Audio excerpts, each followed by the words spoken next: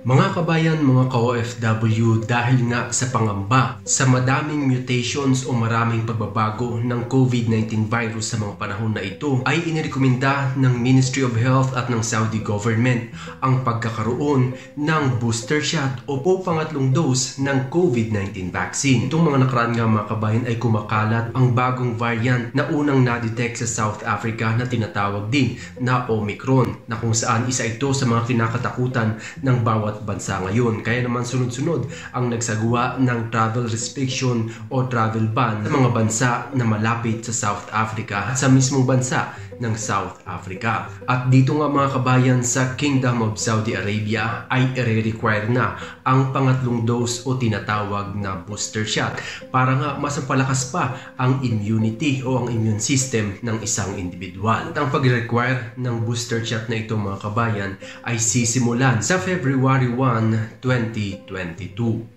At paano nga ba malalaman kung ikaw ay nakatanggap na ng booster shot? Dito sa Kingdom of Saudi Arabia mga kabayan, nire-require nga ang lahat ng individual na magkaroon ng tawakal na ang bawat isa, dahil dito nga makikita ang immunity status ng bawat isa. At bago pa nga ang booster shot na ito mga kabayan, kapag ikaw ay nakatanggap ng 2 bakuna ng COVID-19 vaccine dito sa Kingdom of Saudi Arabia, ang iyong health status sa iyong tawakal na ay lalabas na immune. Pero sa darating nga na February 1, 2022 ay mababago na ito. Magiging immune lamang ang inyong status kung kayo ay nakatanggap na ng pangatlong dose o booster shot. At alam naman natin mga kabayan na para ikaw ay makapasok sa mga private and public establishments dito sa Kingdom of Saudi Arabia ay kinakailangan na meron kang immune status sa iyong tawakal na, dahil kung hindi ay maaaring hindi ka papasukin mabigyan ng serbisyo. At sinabi nga mga kabayan na kinakailangan ang immune status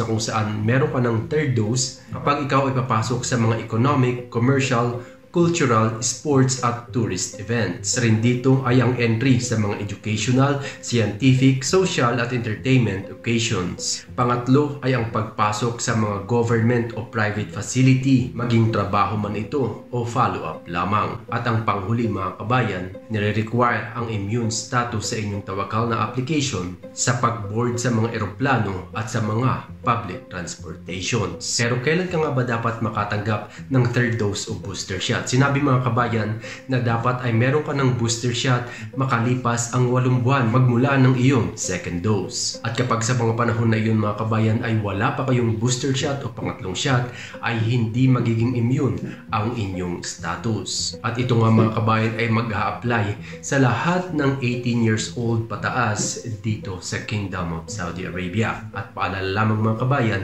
ito ay magsisimula sa February 1, 2022. At yan nga mga kabayan ang ilan sa mga pagbabago dito sa Kingdom of Saudi Arabia, kung saan ang lahat ay susunod dito. Para na rin naman ito sa kapakanan ng karamihan. Kaya naman kabayan ka OFW, kung wala ka pang bakuna ay magpa-schedule ka na sa pamamagitan ng tawakal na application at Sihati application. At sa mga hindi pa nakakaalam mga kabayan, ang bakuna dito sa Kingdom of Saudi Arabia ay libre at walang bayad. Kaya naman ano pang inaantay ninyo mga kabayan, mag-book na ng libreng bakuna dito sa Kingdom para naman ikaw ay protektado sa mga pabago-bago ng variant ng COVID-19 virus. At yan mga kabayan ang update natin sa araw na ito. Nawa ay nakatulong impormasyon na ito sa inyo. Maraming salamat sa pagsubaybay sa ating channel Ninsem.tv, at kung gusto mong manatiling updated sa mga bagong videos and updates natin ay click lang ang subscribe button at susubukan natin sagutin sa abot ng aking makakaya. Muli Ninsem.tv, papaalam.